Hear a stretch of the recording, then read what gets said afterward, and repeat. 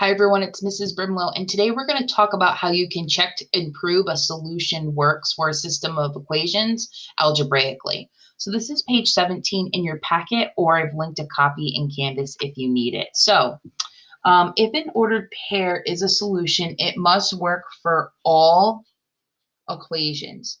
To check, substitute the ordered pair into all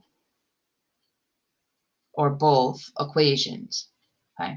For our purposes, since this is just an introductory unit, we're only going to be working with 2 equations at a time, but it is possible to work with 3, 4, 5, multiple types of equations. Okay.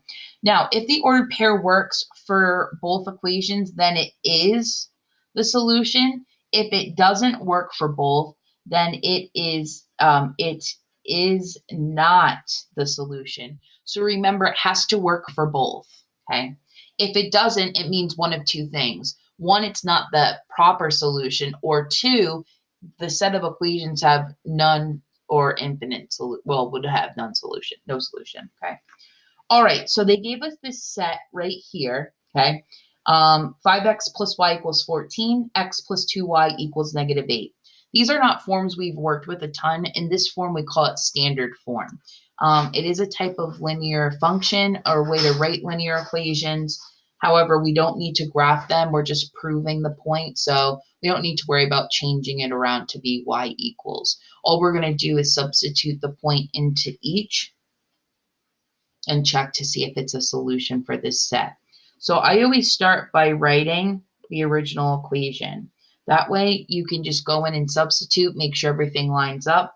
So this is saying to do 5 times my x value, or input value, which is 3, plus the y value, which is -1, equals to 14. So we want to check to see if this is true. So 15 plus -1 equals to 14 is true. So that means that if I was to graph this equation, 3, -1 would be on the line of this equation. It is an input and output value that work together as a unique pair for this function. All right, so x plus 2y equals -8. So 3 plus 2 times -1 equals -8. So we have 3 plus -2 equals to -8. That does not work, which means if I was to graph this equation, it would not be where they intersect. Okay. Therefore, 3, -1 is not the solution. Could there be another one? Possibly, but that's not what I'm asking. That's not what the question is telling you to do. It's just telling you to prove that this point is or is not the solution. So this is not the solution for the system. Excuse me. All right. Now, even though we have graphs, so we assume that this is the point of intersection, we know ourselves that graphs can be off sometimes. So we can still go ahead and prove this is the point of intersection for these 2 functions. So we have y equals 2x plus 2, and we have y equals x minus 1.